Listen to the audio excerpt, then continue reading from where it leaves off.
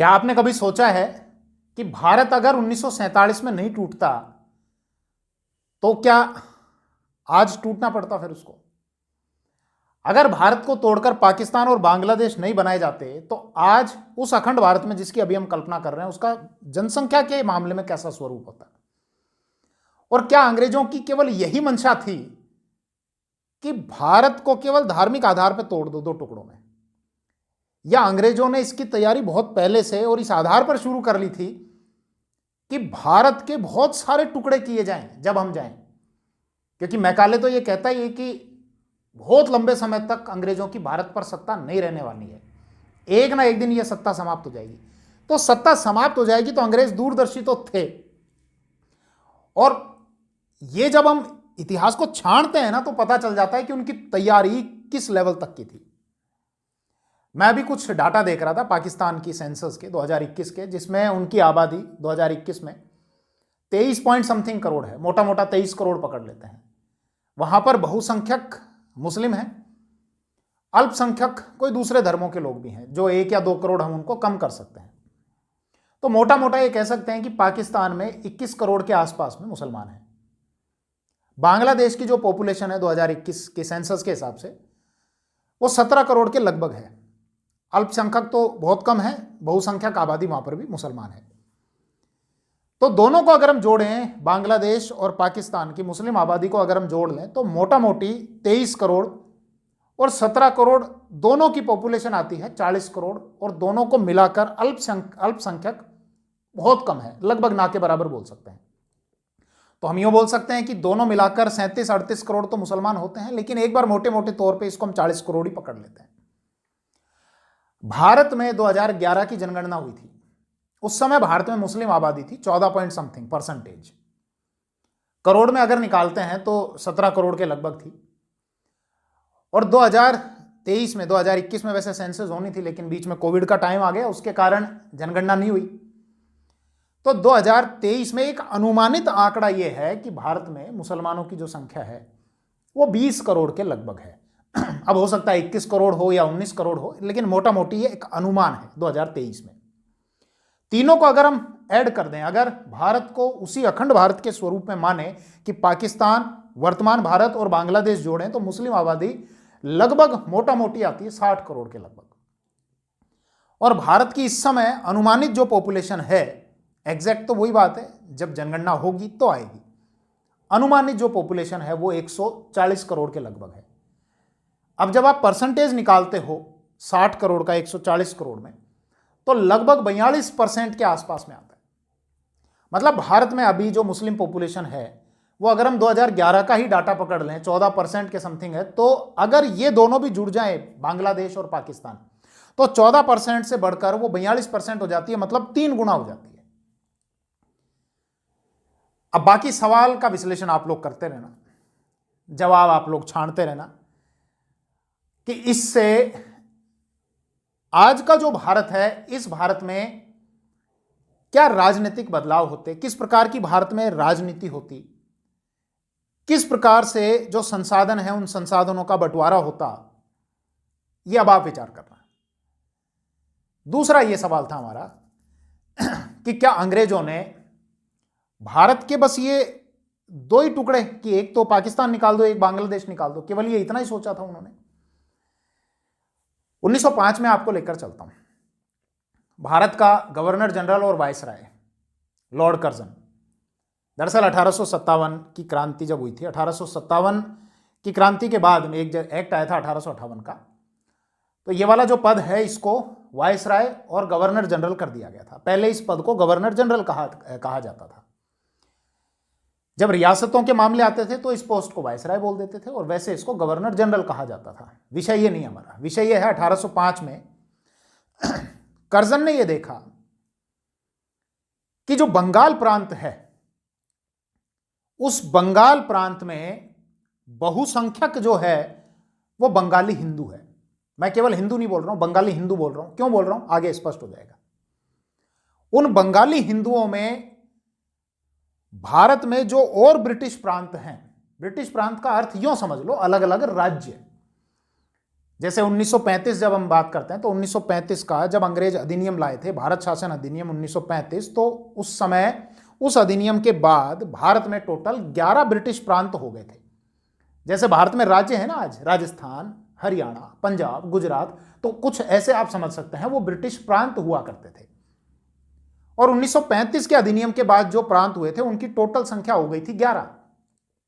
बंगाल, बिहार, बॉम्बे, उड़ीसा, इसके अलावा आपका सिंध, मध्य प्रांत, मद्रास, पंजाब, असम, और कौन सा है, नॉर्थ वेस्ट फ्रंटियर मतलब उत्तर पश्चिम सीमांत प्रांत, और एक आपका यूनाइटेड प्रोविंस मतलब उत्तर प्रदेश जिसको हम बोलते हैं वो यूनाइटेड प्रोविंस। तो ये टोटल 11 प्रांत थे। मैं 1935 के बाद की बात नहीं कर रहा, मैं उससे पहले की बात कर रहा हूं। उस समय 11 प्रांत नहीं थे, उससे पहले कम थी प्रांतों की संख्या। कर्जन ने यह देखा कि जो बंगाल है उस बंगाल में सबसे ज्यादा जो पढ़े लिखे हैं वो हिंदू हैं, और पश्चिमी जो उदारवादी शिक्षा है उसके कारण हिंदुओं में एक मध्यम वर्ग का उदय हुआ है। मुस्लिमों की तुलना में हिंदू वहां पर ज्यादा पढ़ा लिखा था, उसमें राष्ट्रवाद की भावना भी ज्यादा थी, और बंगाल के उन्हीं बंगाली हिंदुओं में देश के दूसरे क्षेत्रों की अपेक्षा वहां के लोगों में राष्ट्रवाद की भावना ज्यादा थी। कर्जन ने यह देखा कि इनको तोड़ा जाए, इस राष्ट्रवाद की भावना को कुचला जाए, क्योंकि यह भावना यहां से निकलती है और देश के दूसरे प्रांतों में फैलती है। तो क्या किया जाए, बंगाली हिंदुओं को जो बहुसंख्यक है उनको अल्पसंख्यक बना दिया जाए, माइनॉरिटीज बना दिया जाए। लेकिन कैसे? बंगाल प्रांत के दो टुकड़े करें, मतलब एक पूर्वी बंगाल, एक पश्चिमी बंगाल। जनता को क्या कहोगे? जनता को हम कह देंगे, अगर जनता विद्रोह करेगी जैसा जनता ने बाद में किया, स्वदेशी मूवमेंट चलाई, जनता उठापटक करेगी तो बोल देंगे कि प्रशासनिक आधार पर कर रहे हैं व्यवस्था, क्योंकि इतना बड़ा सूबा है बंगाल, जिसमें आपका असम आता है, आज का बांग्लादेश आता है, इसके अलावा बिहार आता है, उड़ीसा आता है, और आपका पश्चिमी बंगाल आता है। बोलो बहुत बड़ा प्रांत है, और प्रशासनिक दृष्टि से हम सही डिसीजन नहीं ले पाते हैं, संभाल नहीं पाते हैं। तो जब ये टूट जाएगा, इसको तोड़ देंगे, तो प्रशासनिक व्यवस्था अच्छी हो जाएगी, आपके हितों की पूर्ति बहुत अच्छे तरीके से कर सकते हैं। ये कहकर कर्जन ने उस बंगाल के दो टुकड़े कर दिए। एक बनाया पूर्वी बंगाल, जिसकी राजधानी बनाई ढाका, उस पूर्वी बंगाल में बांग्लादेश और इसके अलावा असम। एक बनाया पश्चिमी बंगाल, जिसमें आपका बिहार, उड़ीसा और आज का ये पश्चिमी बंगाल, इसकी राजधानी कर दी कलकत्ता। कर्जन कह ये रहा था भारत के लोगों को कि हम प्रशासनिक दृष्टि से अच्छा करने के लिए इसको तोड़ रहे हैं, जबकि असली रीजन क्या था? बंगाली हिंदुओं की जो संख्या थी 2 करोड़ से ऊपर थी, 2 करोड़ 10 लाख या 2 करोड़ 20 लाख के आसपास, और वहां के मुसलमानों की जो संख्या थी वो 1 करोड़ 80 या 1 करोड़ 90 लाख के आसपास में थी। कर्जन ने जब तोड़ा तो पूर्वी बंगाल में बंगाली हिंदुओं को अल्पसंख्यक बना दिया, माइनॉरिटीज बना दिया। वहां पर 1 करोड़ 20 लाख के आसपास हिंदू रखे, और 1 करोड़ 90 लाख जो मुस्लिम थे वो उधर रखे। तो वो मेजोरिटी से माइनॉरिटीज में आ गया धार्मिक आधार पर। पूर्वी बंगाल में तो उनको धार्मिक आधार पर अल्पसंख्यक बना दिया। पश्चिमी बंगाल की जब हम बात करें, पश्चिमी बंगाल का मतलब आज का पश्चिमी बंगाल, उड़ीसा, बिहार, और बिहार के साथ साथ कौन सा? आपका झारखंड। तो ये पश्चिमी बंगाल, इसमें उन बंगाली हिंदुओं को भाषा के आधार पर अल्पसंख्यक बना दिया, क्योंकि इधर उड़ीसा जोड़ दिया और बिहार जोड़ दिया। थे ये भी इधर हिंदू थे, बहुत थे हिंदू, लेकिन इन हिंदुओं में, बिहार के हिंदुओं में, उड़ीसा के हिंदुओं में, उन बंगाली हिंदुओं की तुलना में राष्ट्रवाद की भावना कम थी। मैं ये नहीं कह रहा हूं नहीं थी, उनकी तुलना में कम थी। जो बंगाल आज सोचता है वो बाकी का भारत कल सोचेगा, उनमें राष्ट्रवाद की भावना ज्यादा थी। तो एक तो वहां पर उनको तोड़ा। तो अब जब तोड़ा तो कांग्रेस ने इसका विरोध किया, और भी बहुत सारे नेता थे जिन्होंने इसका विरोध किया, लेकिन मुस्लिम लोग इसका विरोध नहीं कर रहे थे। क्यों नहीं कर रहे थे? अंग्रेज यही तो चाहते थे। अंग्रेजों की यह नीति थी, फूट डालो, तोड़ो और राज करते रहो। क्योंकि मुस्लिमों को आप वहां पर बहुसंख्यक बना रहे हो। पहले अंग्रेजों की नीति थी कि हिंदुओं को अपने पास में रखा जाए और मुसलमानों को दूर रखा जाए थोड़ा सा, क्योंकि सत्ता जो ट्रांसफर हुई थी वो मुसलमानों से और अंग्रेजों के पास में हुई थी। इसलिए आरंभ में अंग्रेजों की ये नीति थी कि मुसलमानों को दूर करो और हिंदुओं को अपने पास में लेके आओ। बाद में जब हिंदुओं में राष्ट्रवाद की भावना उभरने लगी तो हिंदुओं को दूर किया गया और फिर मुसलमानों का कद बढ़ाया गया। कैसे? 1906 में हम चलते हैं अलीगढ़ कॉलेज। उस समय यूनिवर्सिटी नहीं थी, 1875 में इसकी स्थापना हुई थी, 1920 में इसको यूनिवर्सिटी बनाया गया था। मैं बात कर रहा हूं 1906 ईस्वी की। अलीगढ़ कॉलेज का जो प्रिंसिपल था अंग्रेज व्यक्ति था आर्कबोल्ड। आर्कबोल्ड ने अपने मुस्लिम छात्रों से कहा, अरे भाई अपने हितों की भी सोचो, कुछ अपने बारे में सोचो, कुछ करना चाहिए तुमको। बोले हाँ साहब करना चाहिए। क्या करें? बोले एक काम करो, इस समय भारत का जो वायसराय है उससे मिलकर आओ। बोले कौन? बोले मिंटो, लॉर्ड मिंटो। बोले सर अभी तो आप बता रहे थे कर्जन। हाँ बेटा कर्जन भी था। कर्जन 1899 से 1905 तक था। अब कर्जन चला गया बंगाल को काटकर, अब मिंटो आ गया 1905 से और 1910 तक। ये मिंटो सेकंड है। एक मिंटो और था, मिंटो फर्स्ट, वो 1807 से 1813 तक था, वो मिंटो अलग है। इतनी बातें क्यों बता रहे हो? इसलिए बता रहा हूँ क्योंकि कमेंट सेक्शन में कई बार क्या होता है कि ये कमेंट कर देते हैं कि मिंटो तो पहले था, आप तो बाद में बता रहे हो। अब क्लियर हो जाएगी पिक्चर। तो आर्कबोल्ड ने कहा कि आप लोग जाओ मिंटो से मिलके आओ, वायसराय से, वो आपको सही सलाह देगा। बोले ठीक है। अब वो जो मुस्लिम छात्रों का जो प्रतिनिधिमंडल था वो सर आगा खां के नेतृत्व में, आगा खां के साथ में मिंटो से मिलने के लिए गया। बोले साहब मिंटो कहाँ हैं? बोले वो बैठे शिमला में। तो शिमला में गए 1 अक्टूबर 1906 को मिंटो से मिले। मिंटो ने कहा बोलो क्या कर सकता हूँ। बोले साहब वो मिलने आए हैं आपसे और वो ऐसी बातें करी थी। उन्होंने कहा आर्कबोल्ड ने, बोले उनसे मिलो और वो कुछ बढ़िया आपको सजेस्ट करेंगे, हमको भी कुछ करना चाहिए। बोले एक काम करो, क्या? खुद के लिए एक अलग से संगठन बनाओ और वो संगठन आपकी ही बात उठाएगा, आपकी ही आवाज उठाएगा। अब देखो समझ रहे हो कैसे अंग्रेज तोड़ रहे हैं हिंदुओं को और मुसलमानों को, बिल्कुल अलग तोड़ते हुए जा रहे हैं। ठीक है। तो 1 अक्टूबर 1906 को ये जो सर आगा खां के नेतृत्व में मुस्लिम प्रतिनिधिमंडल शिमला में लॉर्ड मिंटो से मिला और मिंटो के सजेशन पर उन्होंने 30 दिसंबर 1906 को ढाका में मुस्लिम लीग की स्थापना की और इसका संस्थापक बनाया गया ढाका का जो नवाब था सलीमुल्लाह खां। क्यों बनाया? पार्टी चलानी है क्या? हाँ, पैसा भी तो चाहिए। तो ढाका का नवाब के पास पैसे की कमी है क्या? वो पैसा देता रहेगा, पार्टी चलती रहेगी। आज भी राजनीतिक दल ऐसे चलते हैं, बिना पैसे के राजनीति नहीं होती। तो 30 दिसंबर 1906 को यह मुस्लिम लीग बन गई। 1908 में आ जाओ। अंग्रेजों ने बोला, बोले मांग तो उठाओ, कुछ चाहिए क्या तुमको? बोले हाँ चाहिए, तो उठाओ कुछ मांगे वगैरह। बोले ठीक है। 1908 में इलाहाबाद का सेशन हुआ मुस्लिम लीग का। अध्यक्ष सर आगा खां। आगा खां ने यह कहा कि मुसलमानों के लिए अलग से निर्वाचन की व्यवस्था की जाए, जिसको पृथक निर्वाचन कहा गया। पृथक निर्वाचन मतलब चुनाव में खड़ा होने वाला भी मुसलमान, वोट देने वाला भी मुसलमान। और इसी व्यवस्था का प्रसार और आगे किया अंग्रेजों ने, इसको और बढ़ाया, सिखों को भी दे दिया, आंग्ल भारतीयों को भी दे दिया और दलितों को भी दे दिया। आप केवल इस विषय पर समझो, किसी एक वर्ग में अपने आप को ना रखते हुए, एक वर्ग से बाहर रखते हुए, थोड़ी देर के लिए यह सोचो केवल कि आपको यह नहीं पता कि आप किस वर्ग से हो, आप किस धर्म से हो, किस नस्ल से हो। यह सब भूल जाओ थोड़ी देर के लिए और फिर सोचो कि क्या, कैसे अंग्रेज किस तरीके से, किस लेवल पे काम कर रहे हैं, कैसे तोड़ते हुए चल रहे हैं अंग्रेज।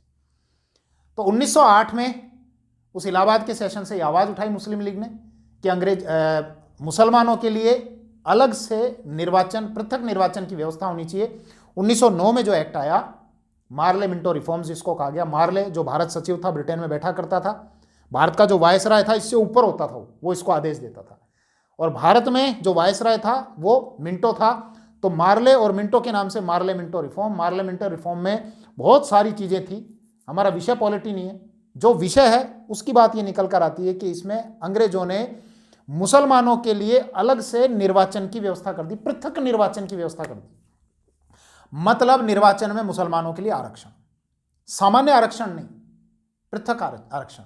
मतलब क्या फर्क पड़ जाएगा सर इससे? फर्क ये पड़ेगा कि चुनाव लड़ने वाला भी मुसलमान है, वोट देने वाला भी मुसलमान है। नेता हमेशा वोटर की वैल्यू करता है। कब करता है? जब चुनाव आता है। ये तो आप देखते हैं 5 साल में चुनाव आता है तो चुनाव के समय नेताजियों झुकते झुकते झुकते झुकते और चुनाव वाले दिन बिल्कुल एकदम दंडवत हो जाएंगे और अगले दिन धैन लात की पूछते तो हैं, चुनाव के टाइम तो पूछते हैं। और कभी बाद में भी अगर चले जाओ तो उनको अगर ये पता है कि मेरे एरिया का वोटर है तो हेडक लेता है नेता। अब नेता को अगर ये पता हो कि ये वोटर मेरे को वोट ही नहीं देता, इसके पास वोटिंग राइट ही नहीं है। आप गए किसी के पास में, नेताजी ने पूछा, बोले कौन सा धर्म, बोले ये वाला धर्म है, बोले भाई थप्पड़ दूंगा, अभी वोटर ही नहीं है तू मेरा। तो पृथक निर्वाचन से ये होता है, ये नुकसान होता है, तो तोड़ दिया।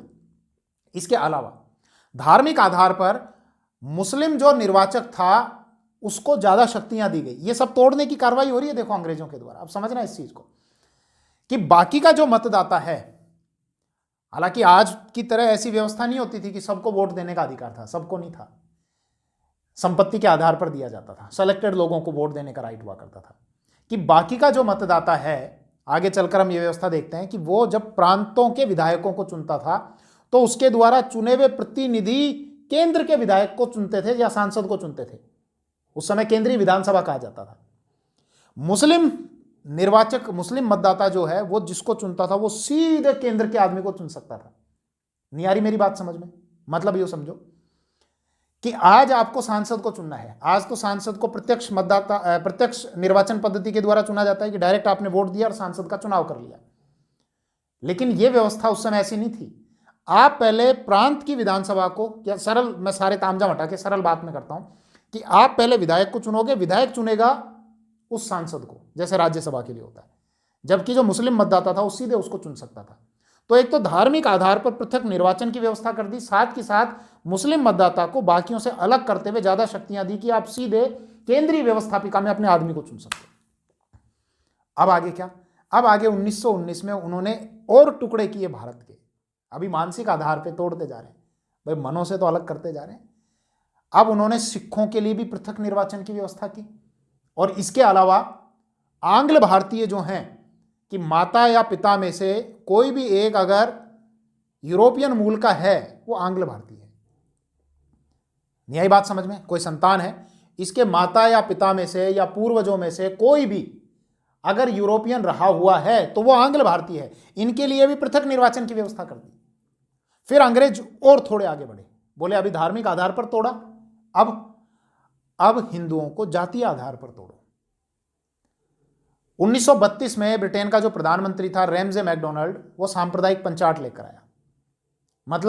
मतलब ये था 16 अगस्त 1932 को उसने ये पंचाट लाकर ये कहा कि जो हिंदुओं में दलित वर्ग है उनके लिए भी पृथक निर्वाचन की व्यवस्था की जाती है। मतलब अब खड़ा होने वाला भी दलित होगा और वोट देने वाला भी उसको दलित होगा। आप एक बार ये सोचकर देखो कि अगर आज इस प्रकार की ये पृथक निर्वाचन की व्यवस्था हो कि जैसे राजनीति में आपके एससी और एसटी के आधार पर ये सीटें जो हैं वो रिजर्व होती हैं। एससी का कोई कैंडिडेट खड़ा हो रहा है, वोट देने वाला भी अभी क्या होता है, सब वोट देते हैं। तो जो नेता खड़ा हो रहा है वो नेता सबको पूछता है। लेकिन अगर बहुत सारे वर्ग को उससे बाहर कर दिया जाएगा, ये पता है कि साहब ये फला लोग ही वोट देंगे, तो बाकियों को पूछा ही नहीं जाएगा। अब आप जाओ काम कराने के लिए, बोल साहब हमारी गली में नाली बनवानी है, बोलो भाग जाओ, वोटर ही नहीं हो, बिना वोटर कोई नहीं पूछता। तो पहले धार्मिक आधार पर तोड़ा अंग्रेजों ने, उसके बाद फिर हिंदुओं को जातीय आधार पर उन्होंने तोड़ा। 1932 में 16 अगस्त 1932 को जो सांप्रदायिक पंचायत लाया गया उसमें यह कहा गया कि दलितों के लिए भी अब पृथक निर्वाचन की व्यवस्था की जाती है। महात्मा गांधी को उस समय जेल में बंद कर रखा था, पुणे की येरवड़ा जेल में। महात्मा गांधी को यह बात पता चली, उन्होंने देखा कि हिंदू बहुत टूट जाएगा और अंग्रेज आसानी से जो उनका मोटिव है उसमें सक्सेस हो जाएंगे। उन्होंने 20 सितंबर 1932 को पुणे की येरवड़ा जेल में आमरण अनशन शुरू कर दिया कि जब तक मेरी मृत्यु नहीं हो जाती तब तक भूखा रहूंगा। मदन मोहन मालवीय, डॉक्टर राजेंद्र प्रसाद, पुरुषोत्तम दास टंडन, इसके अलावा सी राजगोपालाचारी, ये गए मनाने के लिए। किसको? भीमराव अंबेडकर को, बाबा साहेब को मनाने के लिए गए और ये कहा कि आप गांधी जी से बात करो, वो अगर मर गए तो मृत्यु का दोष आप पर आ जाएगा। भीमराव अंबेडकर गए, महात्मा गांधी ने विश्वास दिलाया, कहा कि आपको जो रिजर्वेशन दिया गया है वो पृथक रिजर्वेशन की बजाय रिजर्वेशन रहेगा, सामान्य रिजर्वेशन रहेगा। सामान्य रिजर्वेशन मतलब खड़ा होने वाला दलित व्यक्ति ही होगा लेकिन वोट देने वाले सब होंगे। और इसके अलावा आपको 71 सीटें दी हैं प्रांतीय विधानसभाओं में, इनकी संख्या बढ़ाकर 148 कर देंगे। तो यह समझौता हुआ 24 सितंबर 1932 को, जिसको पूना पैक्ट कहा गया। मैं क्यों बता रहा हूं ये सारी बातें?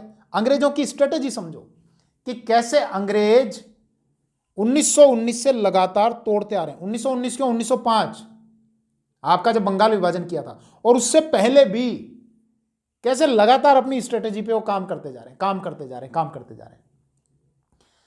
हालांकि पाकिस्तान कैसे बना, बांग्लादेश कैसे बना, इस पर एक सेपरेट लेक्चर बनाया जा सकता है, लगभग 1.5 से 2 घंटे का बनाया जा सकता है। उसमें एक एक चीज को जब एनालिसिस किया जाएगा तो सारी चीजें स्पष्ट हो जाएंगी, कैसे कहां से शुरुआत हुई और इतिहास में कैसे कुछ लोगों को इतना महान बना दिया गया जिनकी भावना ही कुछ और थी। जैसे मोहम्मद इकबाल थे, सारे जहां से अच्छा हिंदुस्तान हमारा, जिन्होंने लिखा है पाकिस्तान की, मतलब मुस्लिमों के लिए सबसे पहले अलग राष्ट्र की अगर किसी ने मांग की थी तो वो यही मोहम्मद इकबाल है। लेकिन इतिहासकार क्या करते हैं, जब उनको कुछ चीजें दिखानी होती है ना अपने हिसाब से, तो वो किसी एक हिस्से का सेलेक्टेड भाग दिखाते हैं, दूसरा भाग नहीं दिखाते।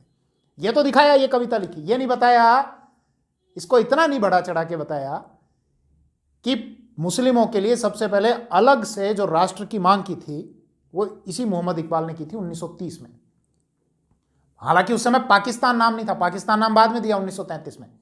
चौधरी रहमत अली जो कैम्ब्रिज यूनिवर्सिटी में पढ़ता था, उसने कहा कि हमारे लिए जो अलग राष्ट्र होगा उसका नाम पाकिस्तान होगा, जिसमें पंजाब होगा आपका, कश्मीर होगा आपका, इसके अलावा सिंध होगा, बलूचिस्तान होगा, इनसे मिलाकर एक अलग राष्ट्र बनाया जाएगा जिसको हम पाकिस्तान कहेंगे। और बाद में फिर 23 मार्च 1940 को मोहम्मद अली जिन्ना ने,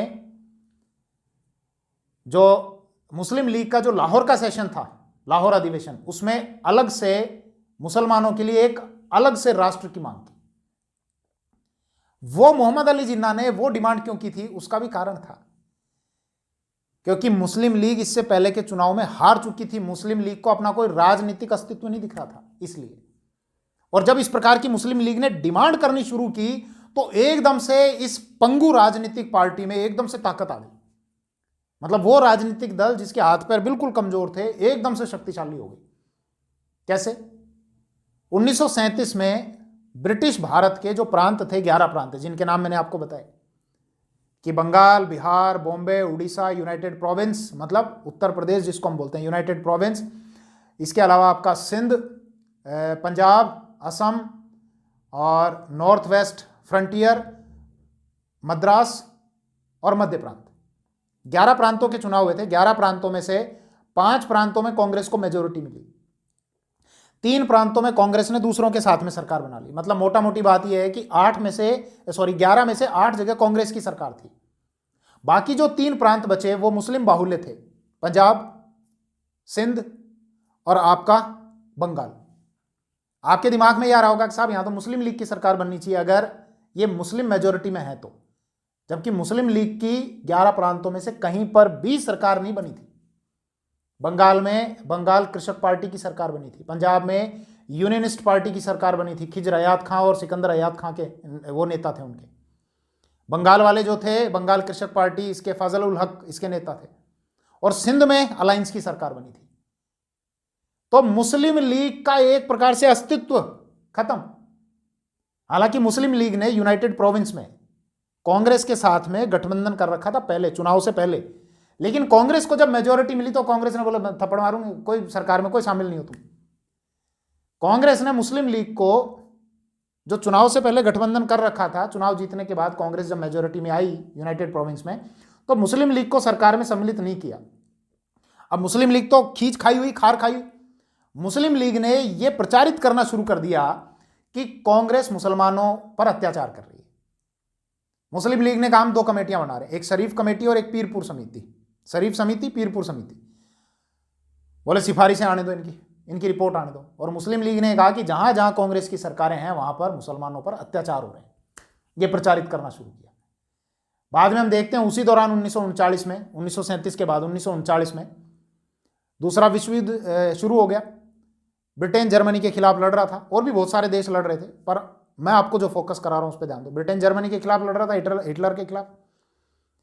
कि कह ये साहब मानवता के लिए खतरा है। कोई मानवता कुछ नहीं थी, सिर्फ उपनिवेशवाद की लड़ाई थी। और उस दूसरे विश्व युद्ध में कांग्रेस से बिना पूछे, जबकि कांग्रेस 11 में से 8 राज्यों में बैठी हुई थी, 8 प्रांतों में बैठी हुई थी, बिना पूछे भारत को भी सम्मिलित कर लिया। कांग्रेस ने इसका विरोध किया और इसके विरोध में कांग्रेस की जो केंद्रीय समिति थी उसके कहने पर प्रांतों की 8 प्रांतों की सरकारों ने इस्तीफे दे दिए 15 नवंबर 1939 को। मुस्लिम लीग खुश हो गई, वाह ये बढ़िया काम हो गया। और मुस्लिम लीग ने इसको मुक्ति दिवस के रूप में मनाया कि मुक्ति हो गई आज। और बाद में फिर 23 मार्च 1940 को जो लाहौर में जो इनका अधिवेशन हुआ था उसमें अलग से एक राष्ट्र की डिमांड की पाकिस्तान के लिए। फिर चीजें और आगे जुड़ती गई कि अगस्त प्रस्ताव में क्या बात हुई, आपके क्रिप्स मिशन में क्या बात हुई, वेवेल प्रस्ताव में क्या बात हुई, सी राजगोपालाचारी ने जो फॉर्मूला बताया था उसमें क्या बात हुई। मैं अभी इस पर बात करूंगा तो लगभग 1-1.5 घंटे का विषय हो जाएगा। मैं इस पर एक अलग से लेक्चर बनाऊंगा। लेकिन यहां से चीजें समझ में आने लगी, मुस्लिम लीग को यह समझ में आ गया कि अगर अब अपना जो राजनीतिक अस्तित्व जो खत्म हो रहा है, कहीं पर सरकार नहीं है, अगर राजनीतिक अस्तित्व बचाना है तो इस भारत को तोड़वा दो और मुसलमानों को लेकर एक अलग से डिमांड करो। बाद में हमें देखते हैं कि 16 अगस्त 1946 को प्रत्यक्ष कार्रवाई दिवस मनाया गया था। बंगाल में वर्तमान जो कलकत्ता है वहां पर एक टावर आता है जिसको शहीद मीनार कहा जाता है, ऑक्टरलोनी स्मारक कहा जाता था उसको, अभी शहीद मीनार कहा जाता है। 16 अगस्त 1946 को बंगाल का जो प्रधानमंत्री था, पहले मुख्यमंत्री को प्रधानमंत्री कहा जाता था, सोहरावर्दी, शहीद सोहरावर्दी उसका नाम था, उसके नेतृत्व में वहां पर भीड़ इकट्ठी हुई दोपहर के 12 बजे के लगभग।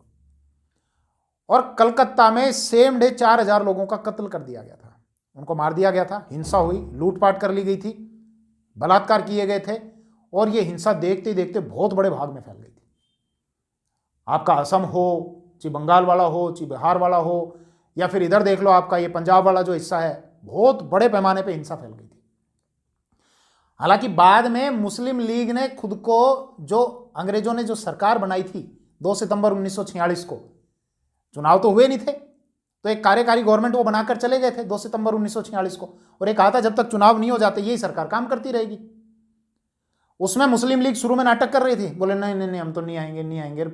थोड़े दिन बाद ही सम्मिलित हो गए, 14 मंत्री बनाए गए थे, 14 में से 5 मुस्लिम लीग के थे। आपके ये अब्दुल रब नश्तर, लियाकत अली, IR चुंदरीकर, जोगेंद्र नाथ मंडल, गजनाफर अली। लियाकत अली को वित्त मंत्रालय दिया था, वित्त विभाग। अब बाकी कोई उनके पास में जाए, बोले साहब स्वास्थ्य के लिए पैसा चाहिए, बोले नहीं है पैसा। सारी व्यवस्थाएं, सारे मंत्रालय किस पर निर्भर होते हैं? वित्त पर। वित्त किसको दे दिया इन्होंने? मुस्लिम लीग को। अब मुस्लिम लीग इनके नाटक करने लगे, आनाकानी करने लगे। तो कुल मिला के अब कांग्रेस को भी यह बात समझ में आने लग गई थी कि टुकड़े करने ही पड़ेंगे।